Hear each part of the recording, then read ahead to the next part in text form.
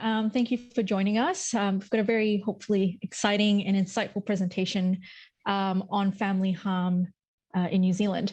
Before I start, I'd like to introduce Renee, who really has been the driver behind a lot of what you're going to be learning today. And so, Renee, do you want to give a really quick introduction about the context of the project before I jump into sort of a bit more of a context setting piece around the idea of measuring harm? Sure. Hi. All right. So this project was tasked to find out whether there is value in including a harm-based lens to analyse family harm. So whether the New Zealand Crime Harm Index can add value above and beyond volume counts alone. Spoiler alert, it does.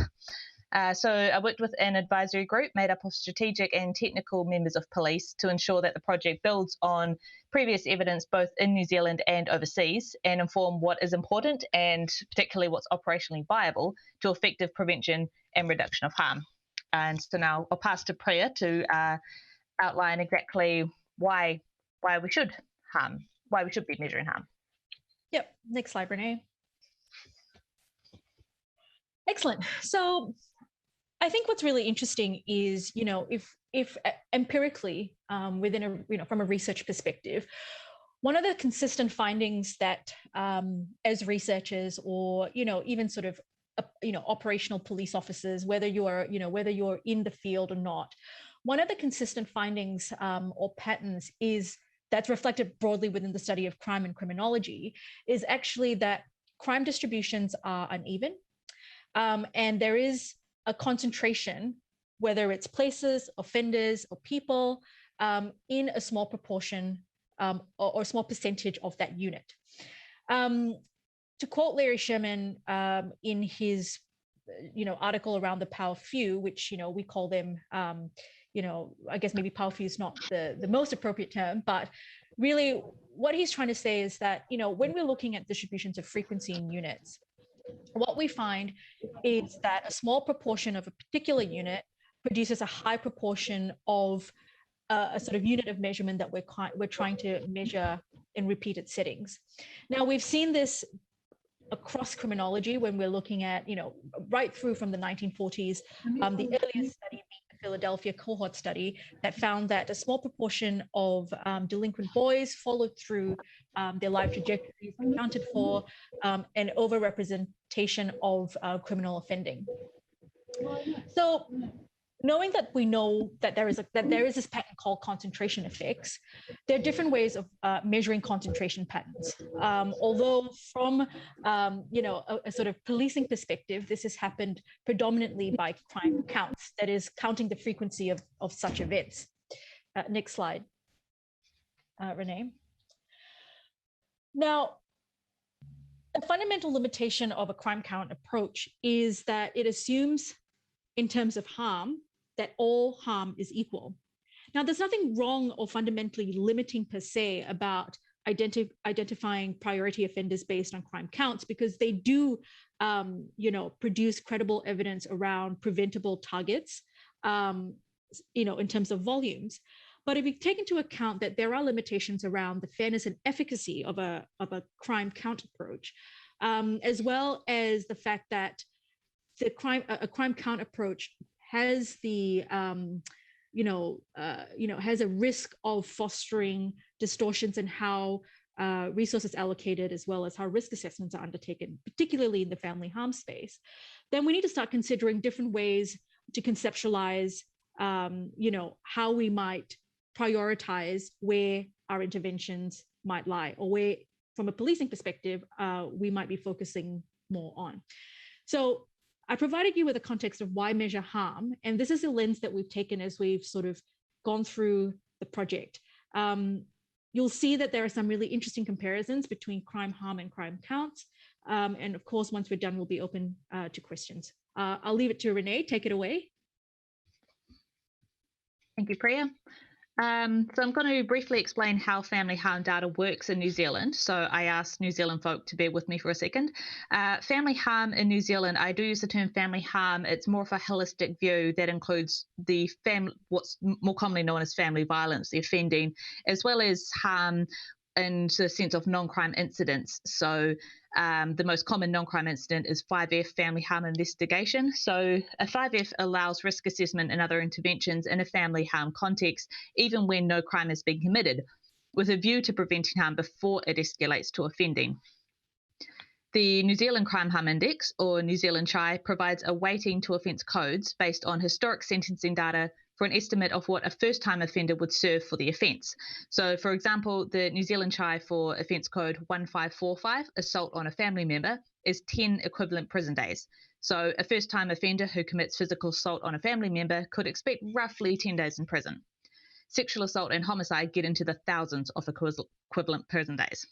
You cannot go to jail for a non-crime incident, so there are no New Zealand CHI scores for incidents like 5F. And just on counting rules, the project counted all occurrences with the family violence flag applied within our intelligence record system and counted the most harmful offence in the occurrence. In other words, it counted one offence per occurrence, or one offence per person if looking at victim and offender data. So starting with overall trends. The New Zealand Crime and Victim Survey collects information about New Zealanders' experiences of crime, asking roughly 8,000 New Zealanders a year about the experiences of crime each year. According to the most recently released NZSEBP data, which has results to November 2020, about 2% of New Zealand adults had experienced one or more offences by family members in the previous 12 months, and only a third of those were reported to police. If you take Statistics New Zealand's monthly estimated population for 2020, that would equate to roughly 102,000 victims of family harm in 2020. Police recorded just over 47,000 victims of family harm that year. So that would make an estimated 46% reported to police. So it might be that the reality is slightly better than NZSEBP predicts, but that's still more than half of family harm that police know nothing about. According to the NZSEBP, about 40% of offences by family members were physical violence and 20% were sexual assaults. Police data for 2020 had almost 60% physical violence and 2% sexual assault and related offences. So it would appear that sexual assault is one area where reporting is particularly low. I note that NZSEBP found only 8% of sexual assaults were reported to police, but it didn't break down the rates for family members versus non-family offending. Common reasons for not reporting include too trivial, private, personal, family or whānau matter, and fear of reprisals or would make matters worse. So keep in mind that the rest of the data I'll be discussing is based on family harm that has been reported to and recorded by police. And please note that all figures and analysis contained in this presentation do remain provisional until the final paper has been endorsed by New Zealand Police's Strategic Tasking and Coordination Team, which will be in just over a month. Looking at the data, most family harm consists of non-crime incidents. Over the last 5 years, almost a third, 32%, of family harm occurrences included at least one offence. Two-thirds, 66%, were coded 5F or 1D, historically before the launch of 5F code in 2018. And the remaining 3% were other non-crime incidents codes. An example is 7P, Family Violence Act Protection Order. Reported family harm has increased by an average 13% every year since 2018. This was the same year that police launched a new on-duty app to streamline the paperwork associated with family harm jobs. It is unclear whether this increase reflects an increase in actual family harm occurring or an increase in recording of family harm due to the easier recording method. If you're spending less time doing mountains of paperwork, then you have more time to attend and record more jobs. The increase in volume coincided with an increase in recorded harm until 2020, when harm reduced 6%, even though volume still increased 12% that year. While the reasons for this cannot be determined without further investigation, a decrease in harm at the same time as an increase in volume can reflect an increase in reporting of lower harm events or non-crime incidents, or a shift from higher harm offences to lower harm offences. This is only speculation, and more analysis would be needed to determine the cause of the observed data changes. And whether COVID-19 had an effect remains an unanswered question, and I'll go into a bit more detail on that now. So looking at a monthly breakdown, family harm demand tends to follow a cyclical pattern with peaks in December, January and troughs in March, April. In 2020, during the Alert Level 4 lockdown, family harm demand remained at the higher summer demand levels before dropping to a trough in July and then generally rising again to a peak in January 2021. Crime harm is more changeable, but also has patterns of peaks and troughs, with the highest peaks usually in January. That's indicated by the vertical lines. And the general pattern rising over time until 2019. This appears to be linked to homicide and sexual assault, which are high harm offences and can be a bit more random than more seasonal crime types. So this slide shows the volume of homicide and sexual assault offences relating to family harm over the last 5 years. And you can see that crime harm very closely mirrors the same pattern. Crime harm peaked in 2019 and has generally been at lower levels post-level 4 than pre-level 4 lockdown. It is unclear whether this decrease in crime harm at the same time as an increased demand over 2020 is due to ongoing effects of COVID-19 or whether it represents success in the family harm space that would have occurred with or without the pandemic. Anecdotally, some officers report that lockdown appeared to result in earlier intervention, as more people were at home and neighbours might call the cops when they heard arguments, so police were able to intervene before arguments escalated into more serious offending. Anecdotes are, of course, not evidence, so this would be worth further investigation. Moving on to people. Volume and crime harm were examined from a victim and an offender lens. So you may have heard of the 80-20 rule, wherein 80% of harm is attributed to 20% of people. The data for this project broadly agrees with this in that a high proportion of harm is attributed to a few victims and a few offenders. It's a bit starker than 80-20. It's more like 80% of harm to 16% of victims and 14% of offenders. Fully half the harm experienced in 2020 was experienced by just 1.7% of victims. Similarly, half of offence harm committed in 2020 was attributed to just 1.7% of offenders. By way of comparison, 50% of volume is experienced or committed by just over a quarter of victims and offenders. So if you were the National Family Harm Team and looking to target your most harmed victims or harmful offenders and you only had volume counts to go off, in 2020 you'd be looking at over 18,500 victims and over 7,000 offenders, which is a lot of people and a lot of resources. If you look at it from just a crime harm lens, you just have over 1,200 victims and 450 offenders. Ideally, you'd combine the lists and find the victims and offenders that are both high volume and high harm to pinpoint even more precisely the best opportunities for reduction of family harm in the community.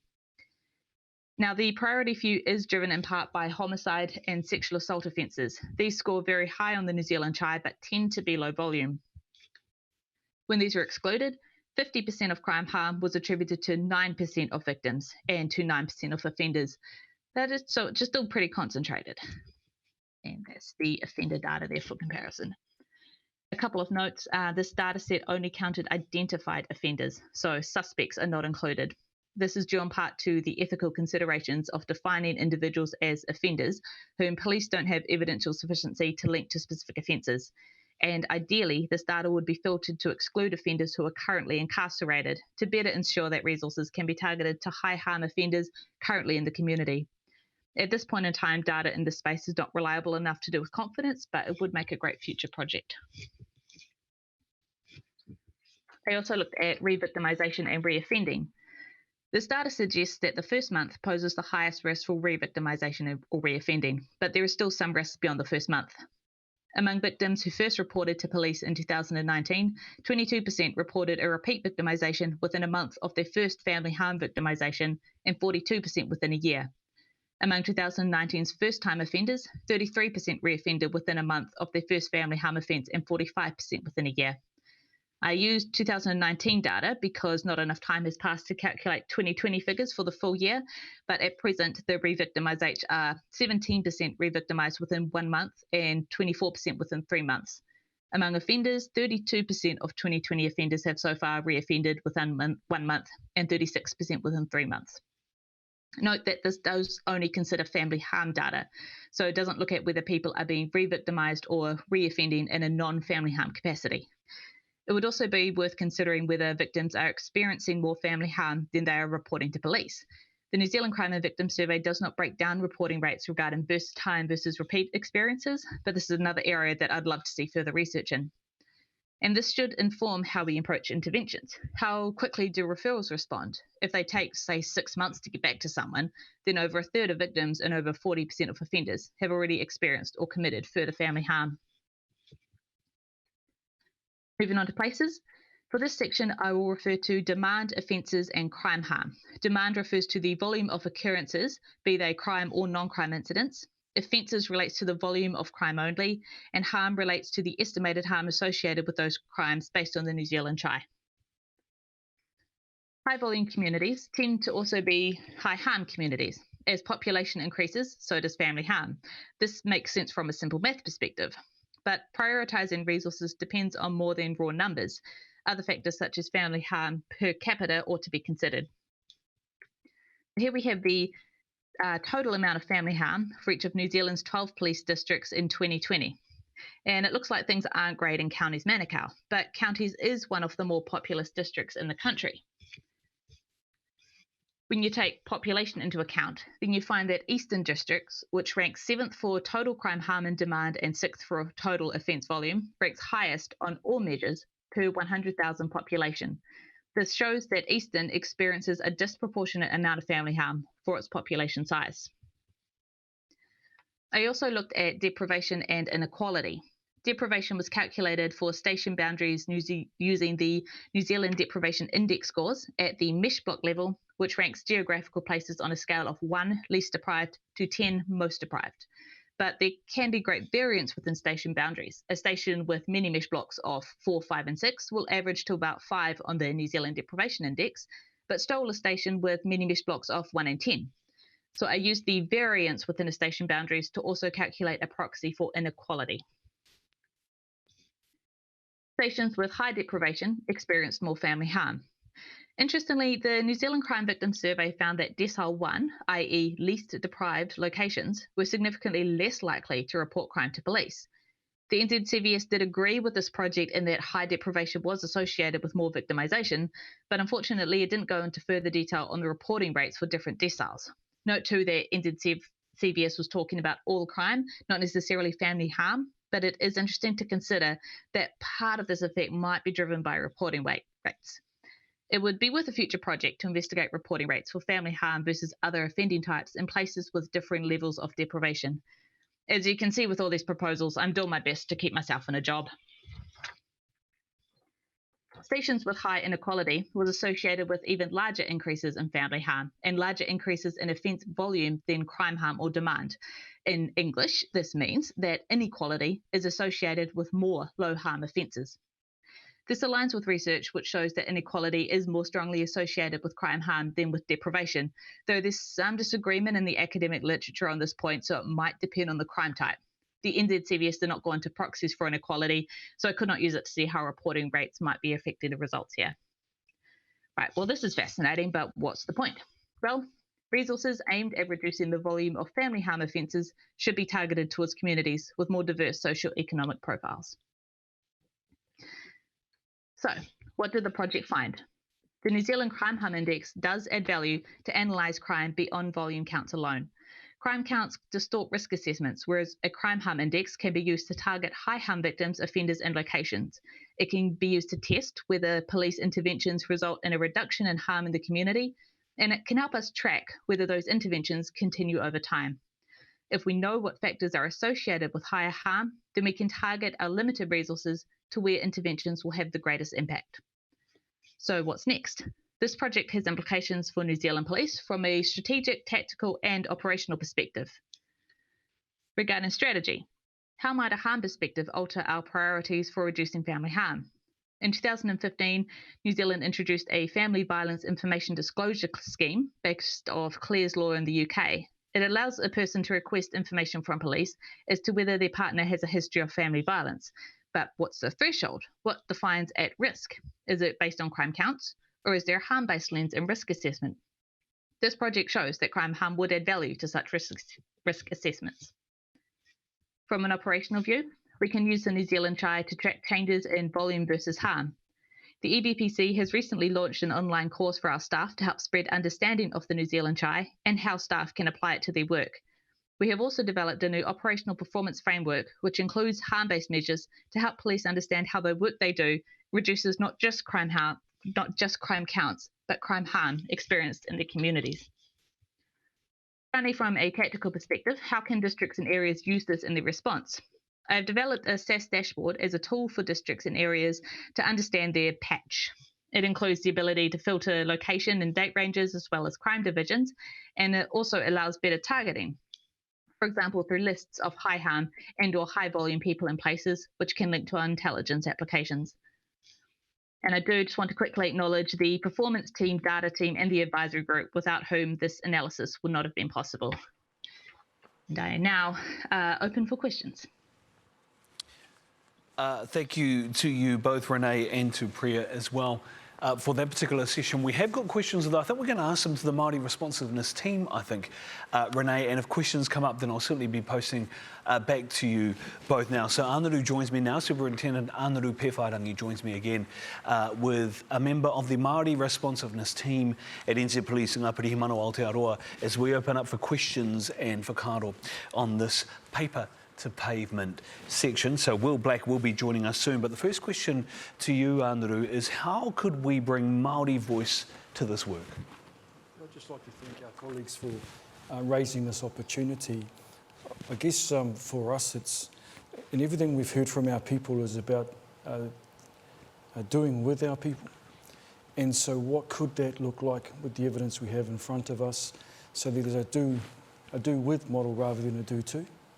And so if I think about the overrepresentation of our people within family harm space as an example, is how can we use this evidence to ensure that we have Māori voice within the work that we're doing, so that we're co-designing the responses for our people so they feel like they're part of the system change, part of the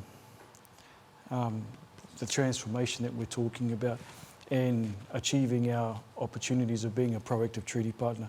Just wondering, Will, what are your thoughts in regards to that? Kia ora, Will. Kia ora koutou, ko Willa hau, ko Ngāti Porou te iwi, ka mihi ki te kaupapa o tō tātou hui, tēnā koutou katoa. Yeah, couldn't agree more. Firstly, just really appreciate the mahi that's gone into that piece of work. Yeah, there's a lot of time and effort, which is really, really appreciated. I know we talk harm crime indexes and family harm, and we talk hotspot versus harm spot. Be interesting to know how we'd look to inform testing within our vulnerable communities, given that most of them are going to be Maori, Pacifica, and some of our ethnic communities as well. And I was interested in the crime harm index and whether there's any work that's going into looking at some of the other indexes around health, youth suicide, abuse and neglect, because the stats tell us Māori are more than 2 times likely to commit suicide than non-Māori. 69% of our rangatahi in state care identify as Māori. We know the indexes around poverty as well. Is there any work to kind of try to bring all that together so that we're dealing with more than one thread around what's really affecting our whānau? Renee and Priya? I mean, I think that's actually a really good point, isn't it? I mean, I think, you're not just addressing the symptoms, but you want to also address the underlying causes. And I think, a crime harm index might be, I think, if anything, maybe a first step to sort of understanding where these vulnerabilities lie. We know, for example, in sort of the location analysis that, concentration of harm and deprivation are associated. So if we know that that's where they lie, I mean, it's almost like you could use harm as a proxy measure to sort of, as a first step to sort of understand what these additional vulnerabilities are within these places. When we've identified these victims, we know that, not just for family harm, but, criminality in general, that there are core vulnerabilities. There are core vulnerabilities around employment, there are core vulnerabilities around mental health and drug use. So I would suggest that if we look at it from if we're thinking of amalgamating or synthesizing, if you will, a sort of a measurement approach, we would use the harm sort of the harm index or the harm tool as a way of identifying not just where harm concentrates, but sort of if we then dig a level deeper, do these harm patterns tell us about the communities that we're in, and about the individuals that that account for these concentrations. So I think definitely better synthesis or closer synthesis would be actually very valuable, and the crime harm index can be used as a stepping stone, as a first step for that. Thank you, Priya. And I can see you nodding your head too, Renee. So thank you for that answer as well. We've got time for another question, if that's okay. And again, I'll come to Andrew first, and then open up to you, Will, and others to contribute as the spirit guides. The question is, how could this piece of work address the overrepresentation of Maori in the criminal justice system, Andrew?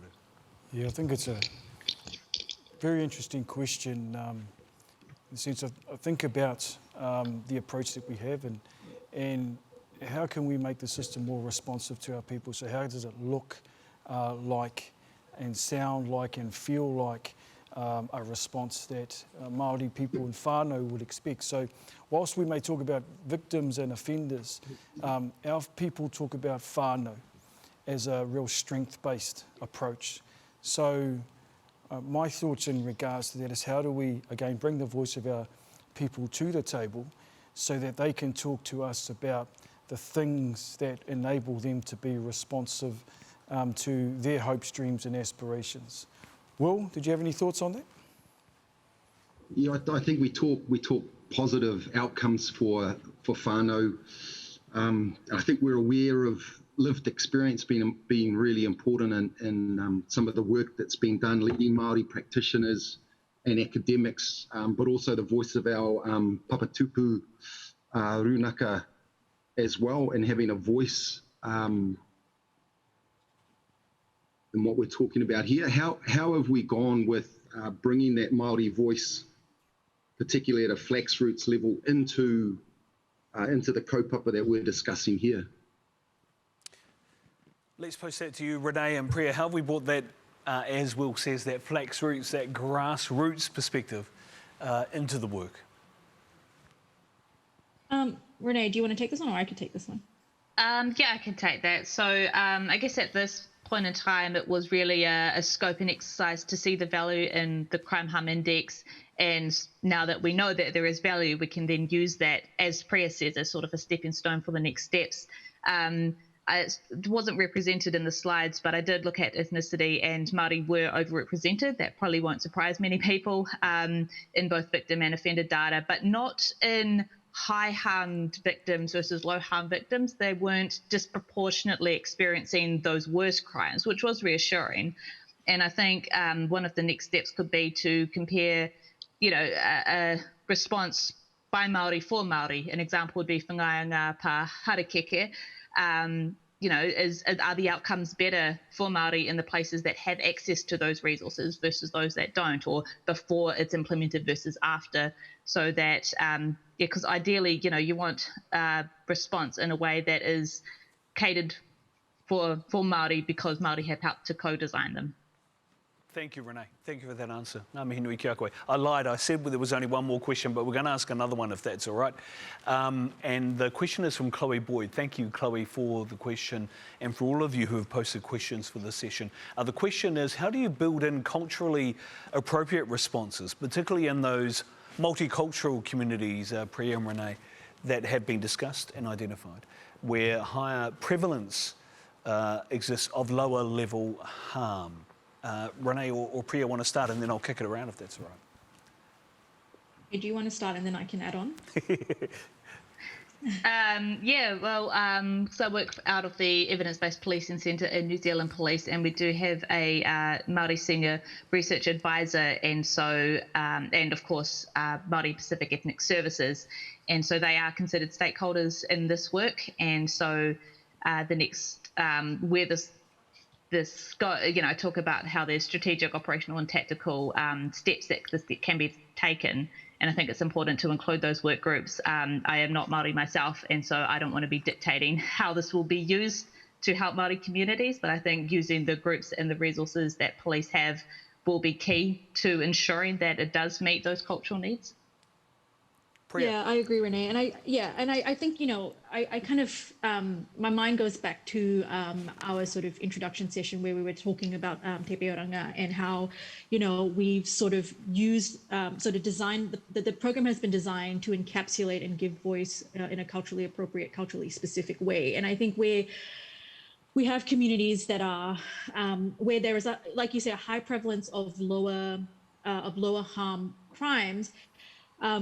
There is potential for us then to maybe look at how, maybe Te Peoranga was designed. It's not specifically for family harm, but it's something that, because it's suited for sort of lower harm offences, we could learn from in terms of implementing a what works approach for a culturally appropriate family harm response. Thank you, Renee and Priya. Will and Anuru, I might just get you to respond and make any other closing comments, starting with you, Will. No, just really appreciate that comment that was made, particularly around bringing the Maori voice to the table initially, and then our other more vulnerable in on that as well, because it's really important that iwi continue to have that key role. I think as we move from collaboration into a strategic leadership, decision-making, co-design, partnership role, I think as police, we'll really benefit if we continue along that path, which is what I hear here. So well done. Thank you. Tēnā koe, Will. Kia ora. I'm Marty Gray. I'm the co-director of Maori Police National Headquarters with Anuru. It's been a great conversation. A couple of things I just wanted to pick up on is like in terms of crime harm and its intervention logic, I suppose, at the end of the day. So what we seek to achieve in terms of our kaupapa is to interrupt intergenerational crime. So so how does the crime harm index contribute to that? That would be a question I'd like to know a wee bit more about. In terms of cultural competency, I think it's really important to understand that it's not, so what we're endeavouring to do with that and with the crime harm index and everything that we do with kaupapa Maori is stop chasing deficits. So how do we actually get in front of some of the mahi that we're addressing? So if it's to suppress Maori entry into the criminal justice pipeline, that will occur at a really low level offence, usually around traffic and a certificate like that. But we know once they're in there, it's very, very hard to get out of.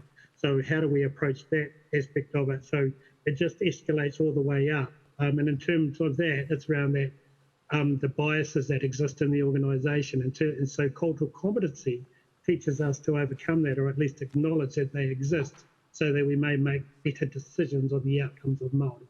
Tēnā koe. So there's a lot of work goes in. It's never one piece fits all, but when you start to connect them all up, then you'll start to get a true picture of what's actually occurring, when it's occurring, how it's occurring, and the impact on Māori in that. So there's a bigger kaupapa in terms of that story, in terms of colonisation, the impacts of all that, and we get all that sort of thing. But what is it that we can do right now that will make the biggest impact to suppress that entry into there?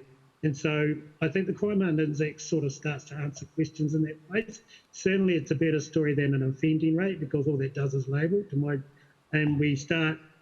The problem with those sort of intervention logics, they come from a negative perception, and whenever that you're going to intervene, it has to come, you have to find the good in people to be able to make good outcomes. If you design your interventions around a negative stereotypical place, then those outcomes tend to end really badly. So I think it's a kaupapa that we're heavily invested in. We do value the contribution of EBPC and what they're doing, and the insights. I think the insights are critical to the information. So what's it telling us, and where's the voice of Māori and the insights, because they see those colours in the rainbow that we don't. Tēnā koe. Kia ora, Mātinga. Great to see you. Last minute entry. Well done. I saw the head. I thought it was Ngāruhe Rātapu for a little while there. Kia ora. Tēnā koe, Mātinga. Ngā minui. Thank you to Renee and Priya. Any closing comments, Andrew, while we're here? Oh, just to support the kōrero. It's great to hear the opportunity in front of us to be those proactive treaty partners and to do with our people rather than do to. So, nei rā tōku nei mihi kia koutou. It's a great opportunity in front of us.